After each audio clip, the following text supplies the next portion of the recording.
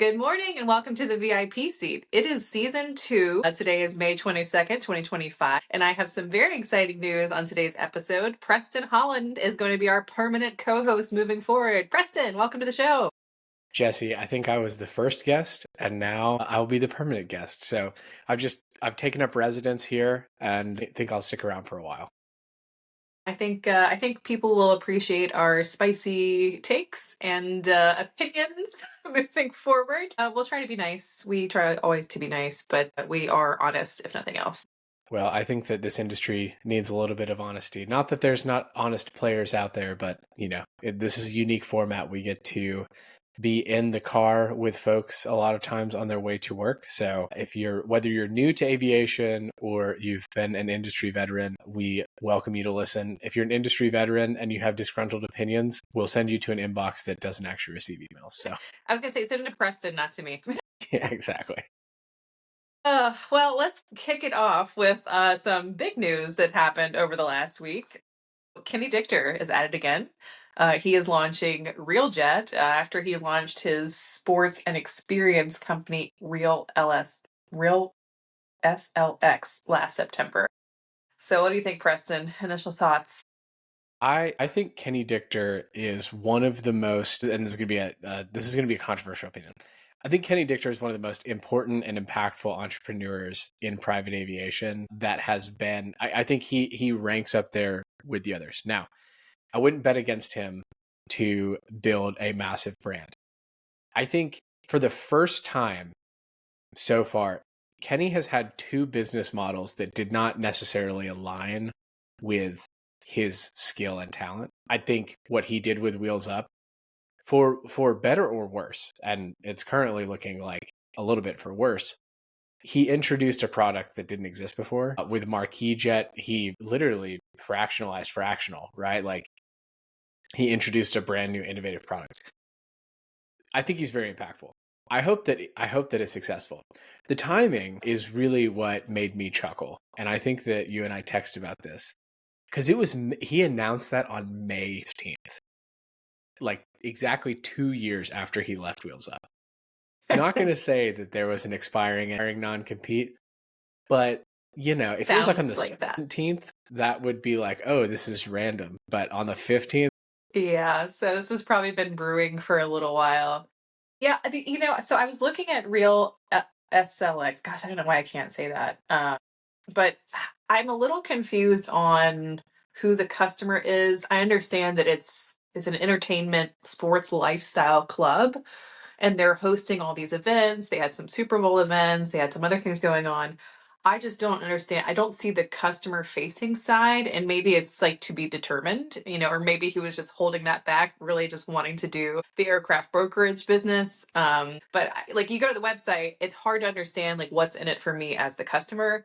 But I think you're right. Look, there's love and hate for Kenny Dichter out there. There's many different opinions and many different thoughts, but at the end of the day, he is a marketing genius. And I have no doubt that if nothing else, he will make a splash and bring a lot of attention. The question is, how will the business develop, and what is the model, and I hate it when people do the democratization of private jets.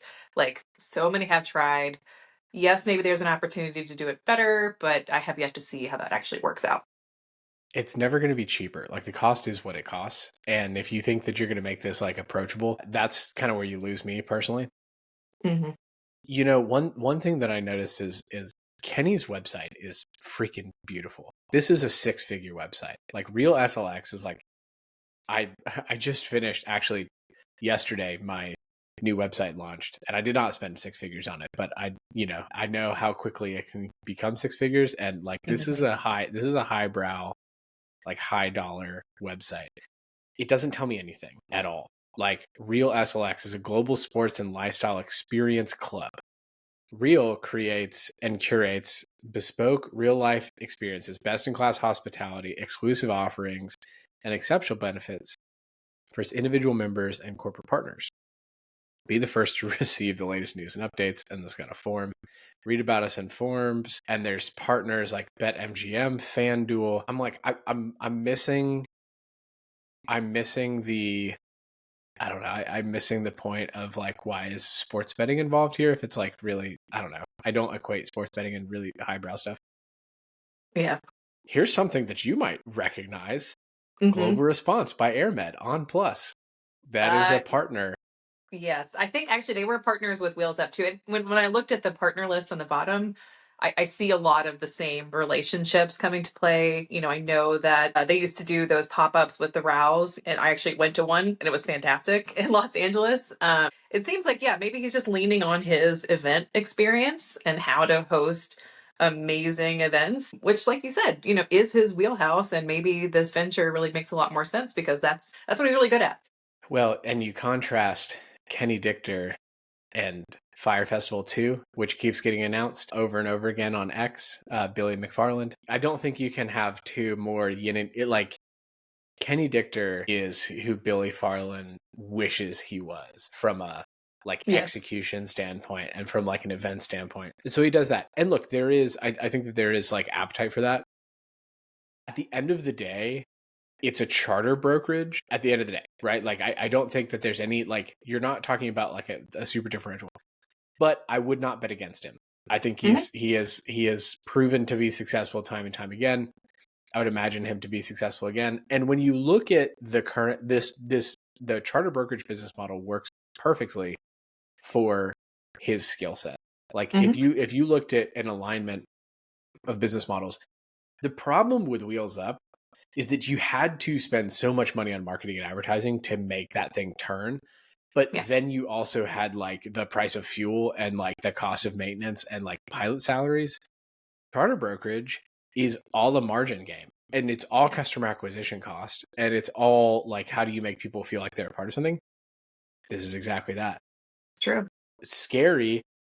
Like, I would not bet against this becoming a really massive charter brokerage. Now, there's nothing revolutionary about the business model, but I think it finally aligns with his core skill set, which is acquiring customers and getting people excited and getting people to buy stuff. Like charter brokerage is a game of customer acquisition at the end of the day, customer acquisition and execution. And he's obviously proven to be really good at both of those.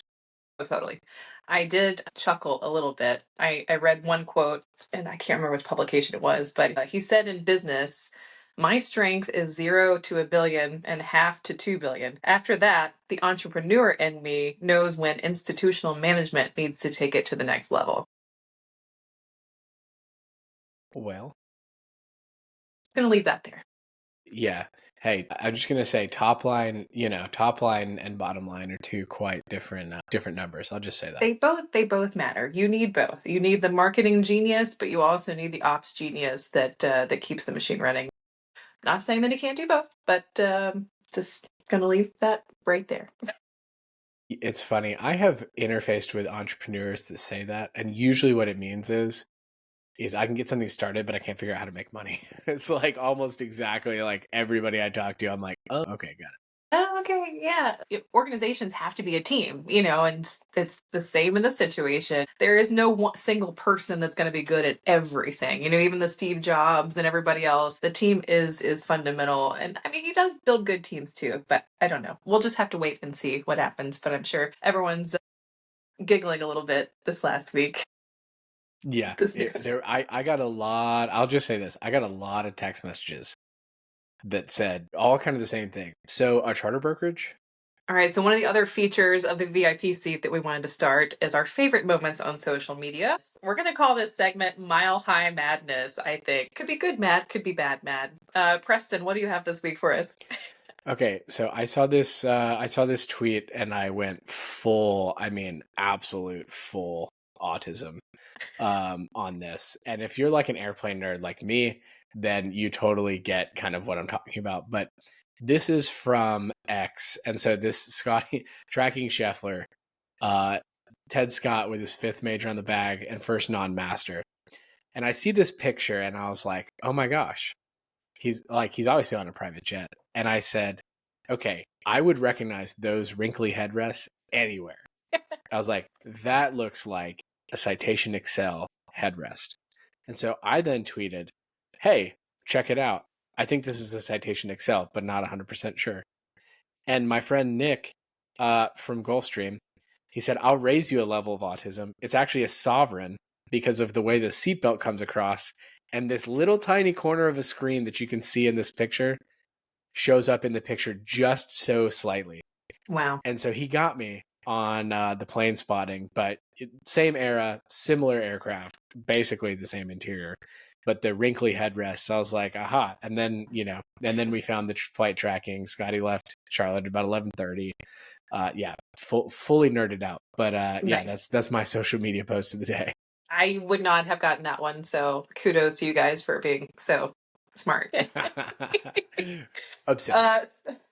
So mine's disgusting. There's a post of a toilet on a Challenger 604 that is apparently right behind the cockpit. I guess it's for crew use, potentially, but it's also like right underneath the catering. And I just, we've had this discussion before about the Pilatus and where they put their toilet and how they, there's little doors. So yes, you can close yourself in, but it is so awkward and so weird.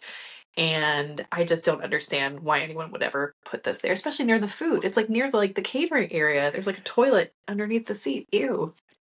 Yeah, there's an expression, don't shit where you eat. I think that is applicable here.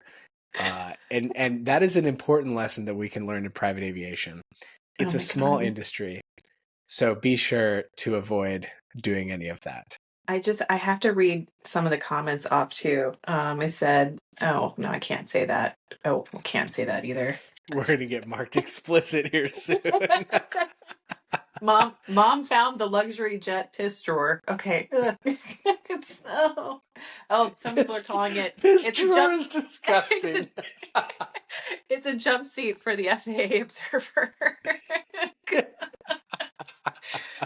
I'll post a link so that anyone who wants to check out these posts can check them out in the show notes. Be sure to submit your social media stuff of the week. And if you post something too outrageous or post something too interesting, maybe you'll get featured. So she's Jessie Naor, I'm Preston Holland. So tag us on LinkedIn or X or Facebook if you're into that kind of thing. All right, well, let's move on to some really interesting news. The Global 8000 had its first flight this week, and this thing is pretty incredible. They're pricing it pretty incredibly, too, above everybody else. But Mach 0.94 is the expected top speed. Actually broke the sound barrier during a test flight, going Mach 1.015. So basically, it's the closest that you can get to owning a supersonic private jet without being supersonic. I did see somebody when Boom Supersonic talked about being the very first supersonic business jet. I saw this on Twitter, X. They were like, sorry, Boom, you're actually not the first supersonic business jet because the Global 8000 accidentally broke the sound barrier. Oopsies. Oops. Yeah. Can you imagine being that pilot being like, all right, here we go. And you look down and you're like, oh no. No, I think it was on purpose. I think he knew. The engineers knew, and he was like, I'm just going to take this dive a little bit steeper, just see if we get there. It's like Top Gun. It's like, hey, we all know I'm going to do this, so I'm going to go ahead and do this. Can't resist. So I talked to a Global 7500 owner about this upgrade, not in preparation for this interview, but this was a couple of weeks ago. Because I tweeted this. For those in the audience that are unaware, Jessie is very good and popular at LinkedIn. I am relatively okay at X. Like that is kind of where I hang out. It's with a little bit more of the degenerates, but there's a lot of billionaires that hang out on X, and they like to talk to me about their planes. And this was a Global 7500 owner. They will obviously, for privacy purposes, remain nameless, but this is a Global 7500 owner. And I had tweeted about the Global 8000 upgrade, how it costs a couple, between $1.5 million and $2 million to upgrade your 7500 to now be qualified as the 800, similar as the 650 to the 650 ER. It is basically a software patch, and it beams in. And he messaged me and said, it's a software patch, and there's a valve that basically reduces the cabin pressure. That's how they get kind of the lower cabin pressure. So there's a valve, like kind of a release valve. I don't know exactly how it works. I'm not an aerospace engineer. It doesn't take a rocket scientist. I am not one. But there's this valve, and so you can upgrade your 7500 to the 8000. I said, oh, interesting. Tell me more. He said, yeah. And if anybody bought their, it is a male. So that's the only personal identifiable information. Quite spicy, as CEOs who own Global 7500s tend to be. And he said, if you have bought a Global 7500 in the last couple of years and did not negotiate the upgrade into your contract, you're a dumbass. That is a quote. Interesting. So a lot of these folks have had negotiated when they bought the 7500 in the last couple of, once basically the 8000 came, was announced, they negotiated in their purchase contract, and now it's, Bombardier is going to, we'll go ahead and upgrade you. So they're all sitting here patiently waiting. This particular one was like doing Starlink and a couple of other maintenance events, and he was like, I wish this was certified so I could just go ahead and get it all done all together while my plane's down. But here we are. So yeah, it's super interesting. Like, you can it is an upgrade. You don't have to necessarily buy the 8000 as a new airframe. It is an upgrade. Right. Well, do you know what they're charging for the upgrade, or we don't know yet? I have heard like $1.5 million to $2.5 million. Like, okay. It's not terrible. Like, it's not terrible. Yeah. To like upgrade out of the 7500. And again, it's a software. It is literally a software patch. Like, it's not like, you're not talking about like a ton of manual labor to like make this thing upgraded, from my understanding. Now, the cabin pressure is amazing, though. I mean, they're talking about 2,900 pressurized at 41,000 feet. I mean, that is it's like very Vegas. That's like being in Vegas at 41,000 feet. Yeah, amazing. Well, we'll see. I find it interesting too. Just I was looking at Gulfstream's market share versus Bombardier's market share. Gulfstream is definitely still the larger player in the long, not that much larger in the long ultra range market. They're estimating they've got a 49% market share, and they've kind of that's been their niche, is really that big long range aircraft. Bombardier is continuing to kind of push it. I think they're at 40 to 45% estimates on the ultra long range. So, they're going to keep trying to outrank Gulfstream, be a little bit faster, go a little bit farther. But we got the G800 coming up right behind them. So it's this constant escalation between the two. Yeah. And, the people that are actually needing those types of range and legs are like oil companies and, the occasional. I talked to a client yesterday actually about kind of doing San Francisco to some places in the Middle East. And I was like, well, okay, I can see why you would appreciate the extra legs. But no, the market share piece is interesting. This same owner of a Global 7500 who has quite strong opinions and is not afraid to express them. He also, so that everybody doesn't think that I just air everybody's laundry out with every conversation I have, he totally gave me permission to tell all of this publicly as long as I don't accredit it to him. So confidentiality is key in this business, but I did get the green light to share this opinion. He said, he said, do you know the reason why tall people fly globals? And I said, no, I have no idea. And he said, because the windows of a Gulfstream make anybody that's over 5'10" feel like a giant. And, it's already a small tube. And so you really feel like your head's in the ceiling when the windows are at your hips. He said in the Global, the windows position is taller, so you don't feel the ceiling right above your head. Huh. He said, think about all of the famous people that that fly Gulfstreams. He said, Jeff Bezos, short.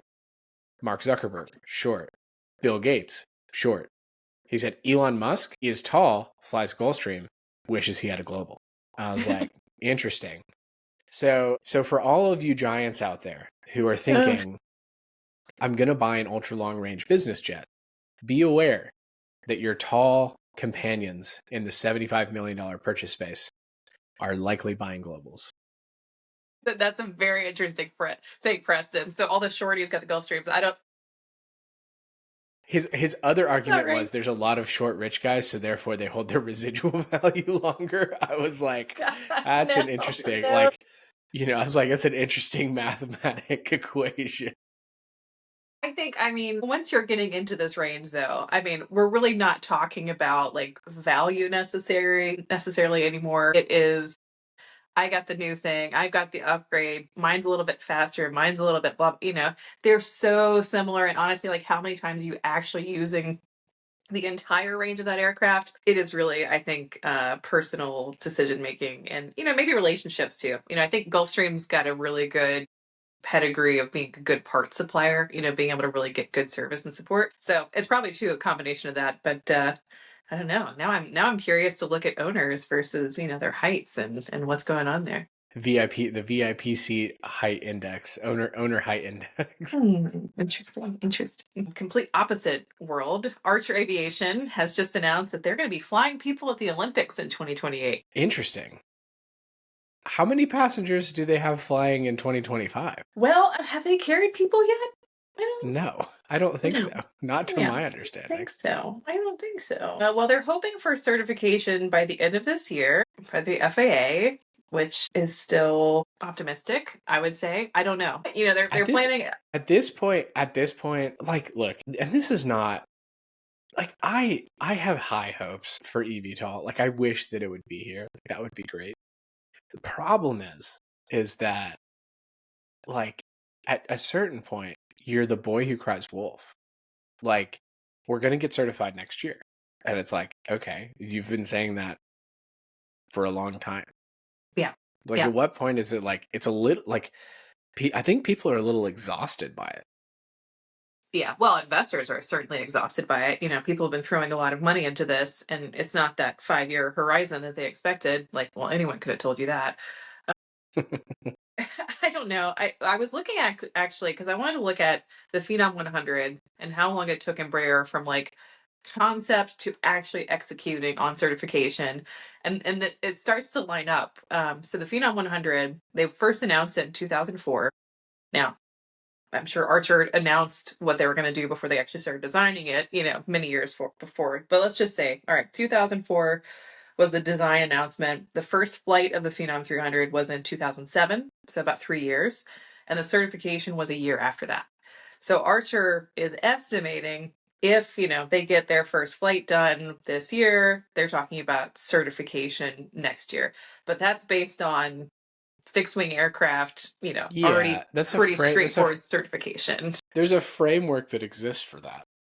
Like, you're trying to jam this into the helicopter framework. I get, like, that is like as close as you can get, and the helicopter framework, it like breaks pretty quickly, and in how they operate.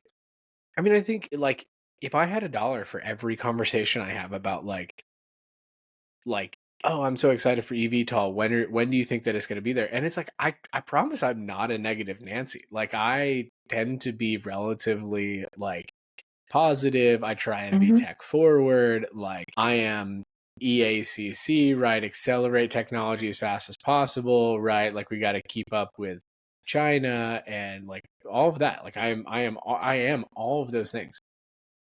I just don't see it. I don't see it happening.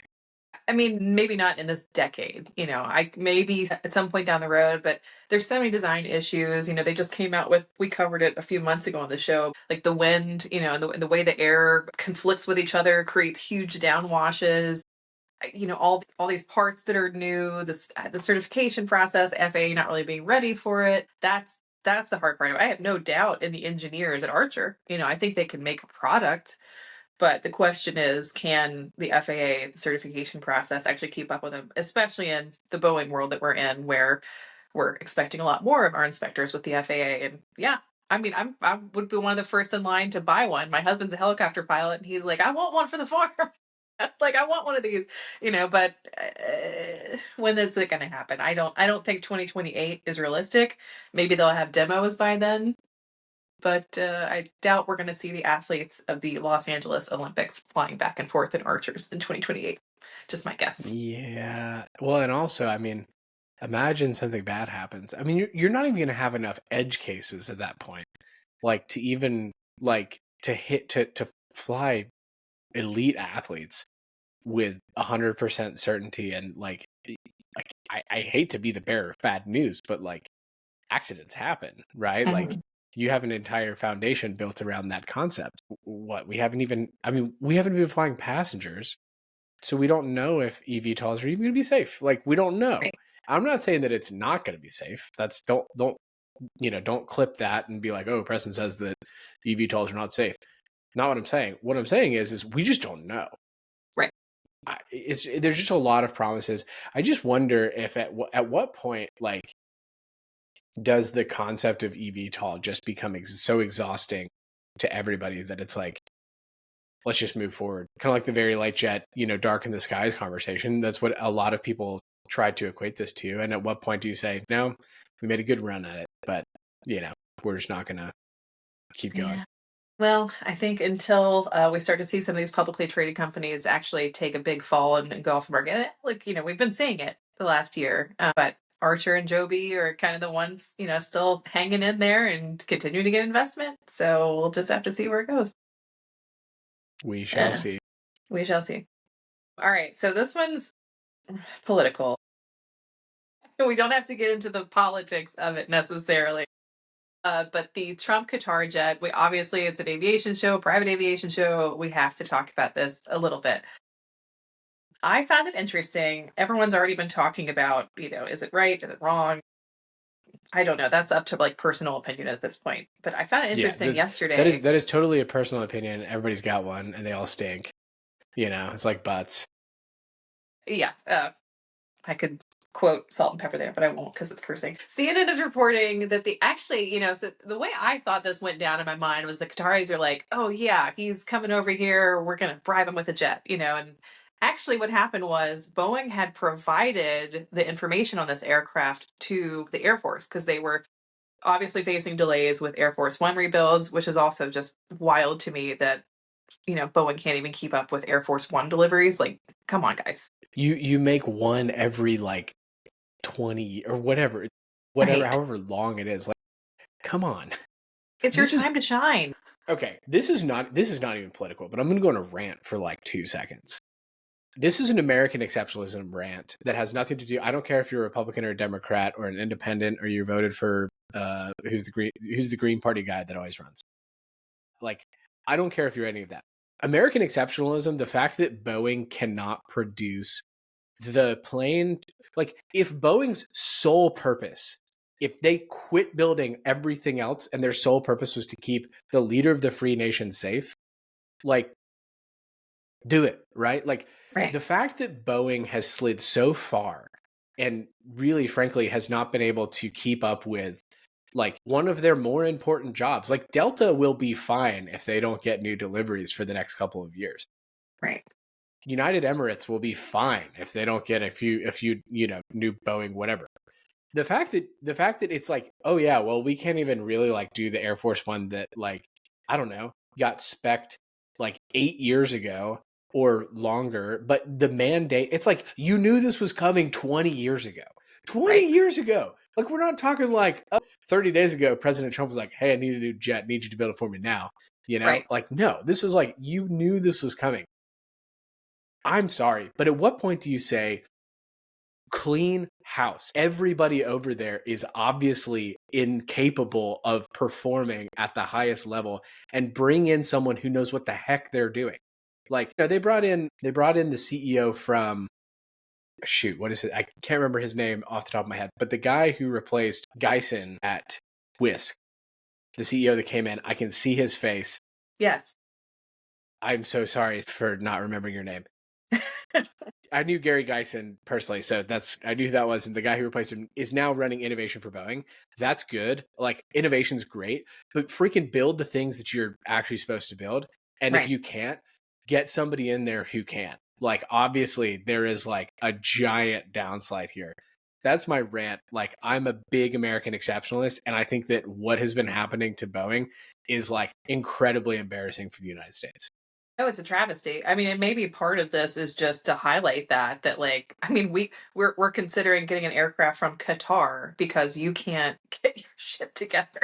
Boeing suggested to speak to Qatar. Like, right, they suggested it. They're like, we don't have a plane nuts. For you. So go crazy. Ask them about their plane. Yeah. So say what you will about Trump. I mean, but the thing is 30 years old. Like, our current Air Force One aircraft is 30 years old. I tell all of my customers and people that ask me in private aviation if they should fly in something that age, and I'm like, no, and a lot of people don't like my opinion on this, and I know you're going to have a lot to say about it, but corrosion is real, and they're just things that you can't always see. Anyway, I will digress on that point. Yeah, and 1995 is outside of my personal bucks, but Right, right. But again, how much of that is being forced into it because Boeing can't figure things out? So I don't know. The problem is, though, I mean, this aircraft, and I was doing a deep dive on this because I want to make sure my numbers are right.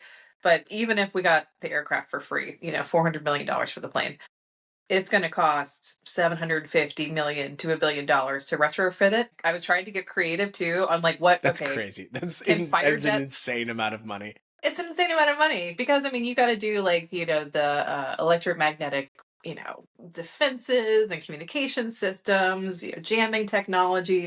But I was like, okay, maybe we can just have fighter jets fly with the aircraft all the time, and like you can do that.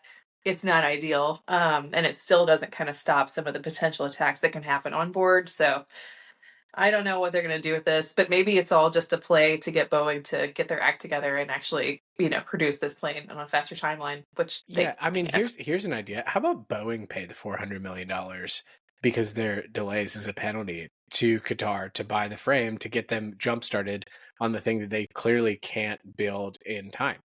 Right. That sounds like, I'm sorry, Boeing shareholders, right? But like the executives are currently not producing shareholder value. So, you know, and the United States is such a like intrinsic shareholder in the company of Boeing. It's interesting. I was doing again for my provocative X feed. I did pull a comprehensive list of the 747 BBJ in the VVIP configuration. Pretty long list of how many people who own them. Qatar owns 3, and these are all nation states. There is no privately held 747 BBJ that I could find other than Austin Powers. That's a bad reference, but Qatar has 3 currently and is offering 1 to the United States. Kuwait has 1. Oman has 1. Brunei has 1. Morocco has 1. Turkey has 1. Saudi has 1. Egypt has 1. The United States technically has 2 VC-28Bs, which we'll include them here for intents and purposes. That's it. That is as many as there are that exist, and they are all owned by nation states. So it's not like there is like a plethora of 47-8 BBJs to like select. Right. And I think there's one, if I remember correctly, one of them got retired because it was like so hard to maintain for some nation state that there is one that is like got sent to the boneyard. So like there is we're not exact. And okay, now let's go look in that list. If we were to need to go borrow or, buy one, I think Egypt's a friend currently, but I'm not sure. I think that there's some beef. Saudi is questionably a friend currently. Turkey, I think, is still friends. Morocco is hit or miss, depends on the day. I couldn't even tell you where Brunei is, to be honest, and how they have one. I'm not 100% sure. I I think they're know good. Oman is not friendly.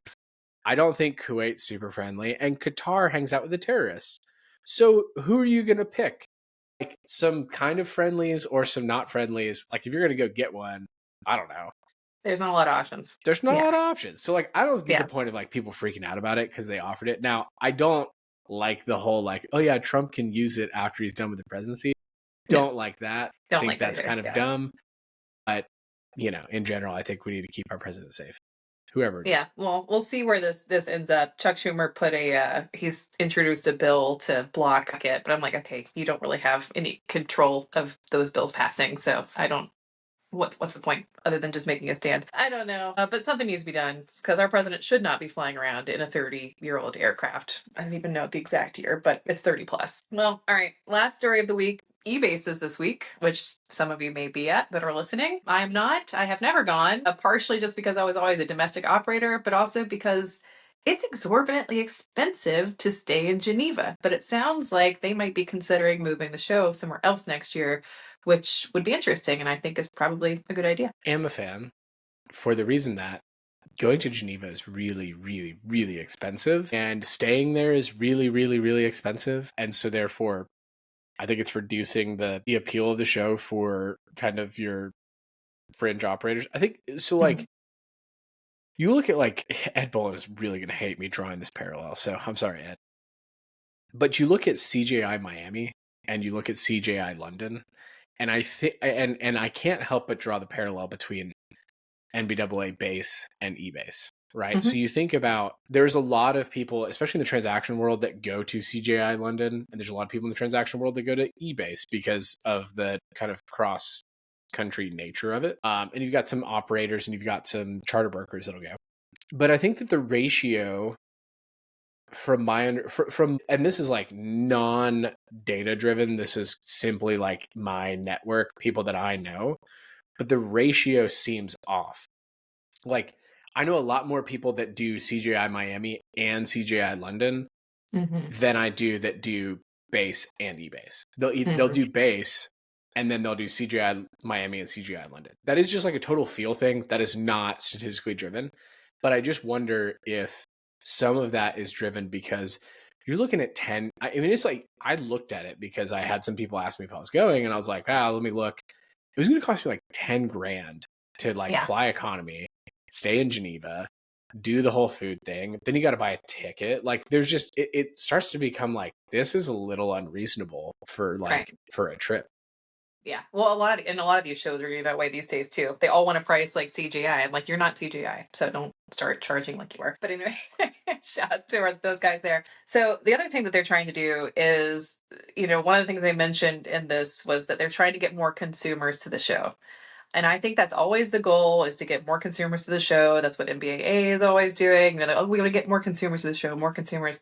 I don't think consumers are going to these shows. There might be a handful of them, that have a flight department or something, but you need to be realistic with who your audience is. If you're a trade group, if you're someone who's trying to bring industry together, you're not going to necessarily, those end users are not really the primary goal for you at these shows. You really need to think about Yeah. like lowering the cost so that more manufacturers are willing to send people, their representatives, more representatives, like to just, focus this on, okay, how can we get the most end users? It's great if you can. I don't think it's really the main goal here. No, I agree with you. And I think that like the other piece that's really interesting, like when I talk to end consumers and then I talk to like service people, like you look at like the 90s, and I think that like if I have one piece of like public advice, which is like, probably not, like, this is probably not the medium to send it, but whatever.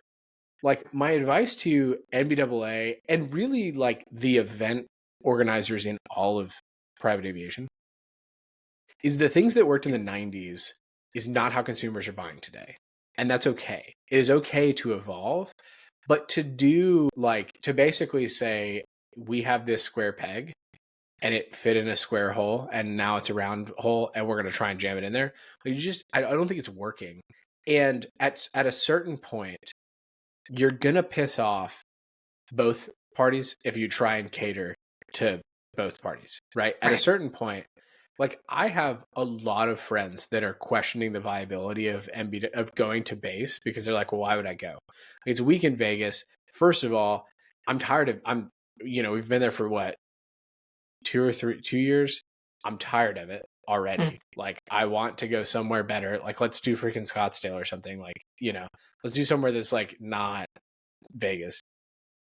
But these OEMs are doing these bespoke ownership opportunities because, like, frankly, a lot of end consumers that I know don't want to walk around the show and nudge up next to a charter broker. Sorry, but Yeah, no. like, there's a lot of charter brokers that do a lot of cocaine. It's like, they're in Vegas, so they're like, coming off a bender. Like, the end consumers don't necessarily want to be next to that person, right? Right. Right. Um, so Also, they like, don't want to stand in a line, like they want right. privacy. Yeah. Yeah, exactly. So like, I don't know. If I said like, if NBAA really wanted to be in this game, which frankly I don't think that they actually, like, NBAA is the National Business Aviation Association. So it is like all inclusive and it's really industry focused.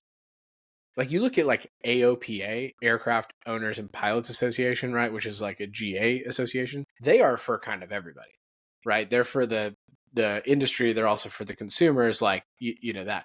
NBAA is not that. There's not really like a, rich people's association for like people who fly jets, right? Like, and that's fine. It's fine. They don't want to be a part of it, frankly. So, White Plains, I've invited 4 or 5 different end consumers. They're like, yeah, I don't know, I'm gonna be out of town, or like, not, Yeah. thanks for the invite, but like, I don't really want to, go sweat and like stand out on the place and like what if somebody sees me, right? And like then everybody's gonna want to take a picture with me, and then it's like gonna be awkward, right? Whereas Gulfstream like brand new Gulfstream buyers, like they're just gonna bring you a demo and have a private showing.